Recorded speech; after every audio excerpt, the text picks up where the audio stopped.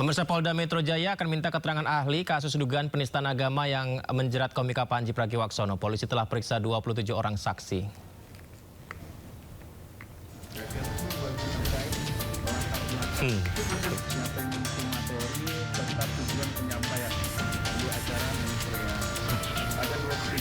Kabid Humas Polda Metro Jaya Kombes Pol Budi Hermanto menjelaskan pemeriksaan saksi dan ahli dilakukan untuk mendalami materi terkait latar belakang dan tujuan show Mens Rea.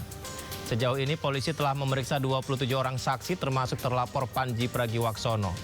Jumat lalu Panji penuhi panggilan Polda Metro Jaya. Panji dicecar 63 pertanyaan. Ada 27 orang yang sudah dimintai keterangan, termasuk pelapor, saksi-saksi. Ini akan berkembang kepada nanti akan permintaan keterangan klarifikasi dari ahli ya. Nah ini berkembang, kemarin juga kami sampaikan bahwa saudara PP hadir atas undangan klarifikasi penyidik didamping dari kuasa hukum. Kita beri ruang kepada teman-teman penyidik untuk mendalami perkara ini. Komika Panji Pragiwaksono menghadapi 6 laporan hukum terkait stand-up komedi bertajuk Mens Rea. Panji merasa tidak menistakan agama. Batasan Presiden Republik Indonesia, let's go! Apapun yang gua katakan, orang nggak bisa marah, kan menurut keyakinan saya. Tayangan stand-up komedi bertajuk Mens Rea milik Panji Pragiwaksono berbuntut panjang. Kini Panji harus menghadapi 6 laporan hukum terkait materi stand-up komedi tersebut.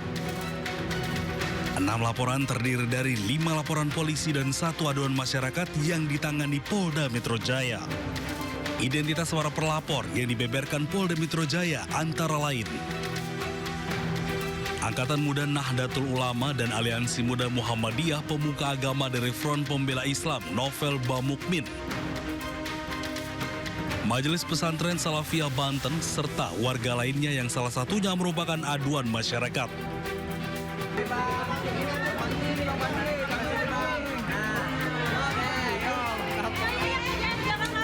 Dari 5 laporan dan 1 aduan tersebut, polisi melayangkan surat panggilan kepada Panji untuk memberikan klarifikasi. Bang Panji, hati-hati guys, hati-hati. Panji diperiksa selama hampir 8 jam dengan 63 pertanyaan dari petugas. Panji menyebut dirinya tidak merasa telah melakukan penistaan agama dalam kontennya di Mens Rea. Ya, saya tadi menjalani prosesnya, saya coba untuk jawab pertanyaan dari polisi sebaik mungkin.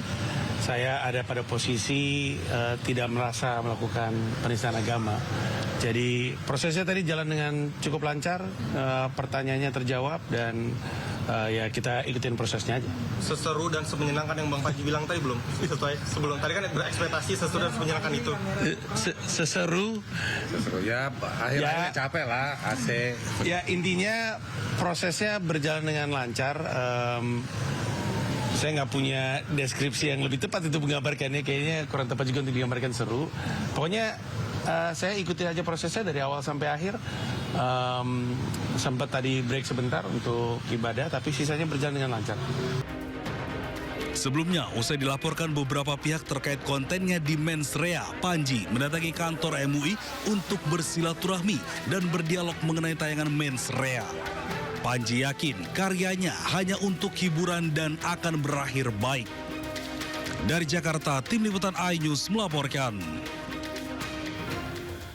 Presiden menegaskan bahwa evaluasi terhadap TNI Polri dilakukan sebagai upaya memperkuat instansi pertahanan dan keamanan negara. Evaluasi mencakup penguatan, persatuan, dan komitmen mengedepankan kepentingan bangsa, negara, dan masyarakat. Pemirsa, rapat pimpinan yang diikuti oleh 650 peserta terdiri dari unsur TNI, Polri, serta menteri terkait digelar di Istana Kepresidenan Jakarta. Presiden menilai selama 1 tahun terakhir TNI Polri banyak menjalankan tugas di luar fungsi pokoknya. Namun hal itu justru menjadi bukti peran TNI dan Polri sebagai tentara rakyat dan polisi rakyat yang hadir langsung membantu masyarakat. Presiden berharap melalui evaluasi berkelanjutan TNI Polri dapat terus meningkatkan profesionalisme serta menjaga kepercayaan publik menjalankan tugasnya.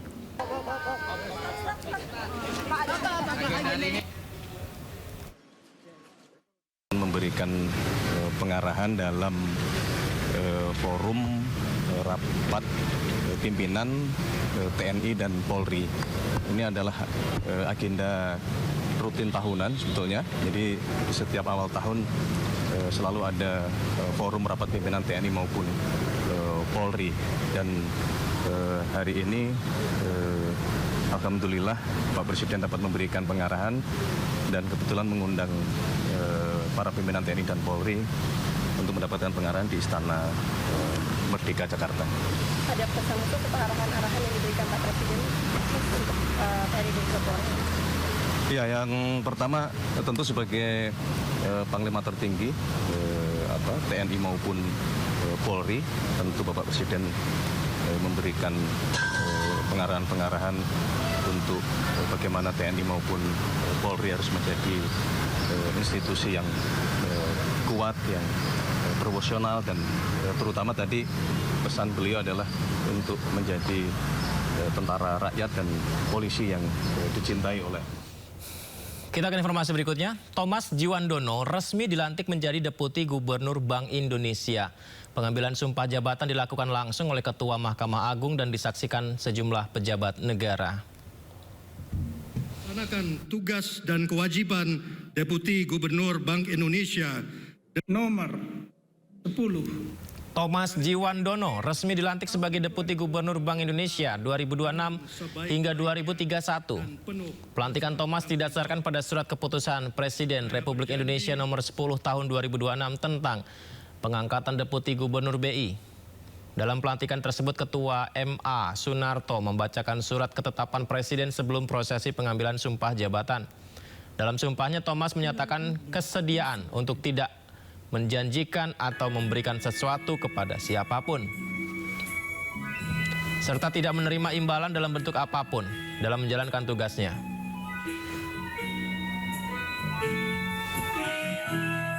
Akan melaksanakan tugas dan kewajiban Deputi Gubernur Bank Indonesia dengan sebaik-baiknya dan penuh rasa tanggung jawab. Saya berjanji bahwa saya akan setia terhadap negara, konstitusi, dan haluan negara. Sementara itu Presiden Prabowo mengucapkan selamat untuk Thomas Djiwandono dan berpesan agar selalu bekerja untuk rakyat dimanapun bertugas. Pesan Presiden untuk Thomas Djiwandono disampaikan melalui Mensesnek Prasetyo Hadi. Dalam hal ini dianggap pesan dari Bapak Presiden adalah terus bekerja untuk kepentingan bangsa dan negara, untuk merah putih, untuk rakyat Indonesia yang kita cintai. Apapun itu, tugas kita berbeda-beda, di bidang apapun, selalu beliau menekankan mari kita bekerja dengan penuh rasa cinta tanah air. Termasuk kepada Pak Thomas Djiwandono, dan mungkin dalam kesempatan ini kita juga menyampaikan terima kasih atas pengabdian beliau selama menjadi Wakil Menteri Keuangan dan sekarang melanjutkan amanah di Deputi Gubernur Bank Indonesia juga bukan sesuatu pekerjaan atau amanah yang ringan. Jadi selamat bertugas, semoga selalu diberikan kelancaran, kekuatan di dalam pengabdian kepada bangsa dan negara. Puncak peringatan Hari Pers Nasional 2026 digelar di Serang, Banten dengan dihadiri berbagai tokoh masyarakat. Kegiatan ini menjadi momentum refleksi tantangan dan peran jurnalis di tengah digitalisasi. Hendra Kelana dari Jawa Tengah. Ahmad Riz Edianto dari Jawa Tengah. Mengusung tema Pers Sehat, Ekonomi Berdaulat, Bangsa Kuat.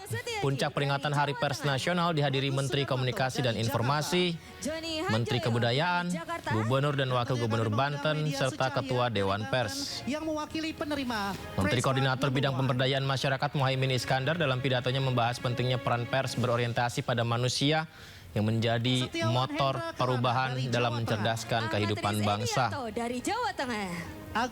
Dalam agenda ini turut dilakukan penyerahan anugerah kepada insan pers berprestasi.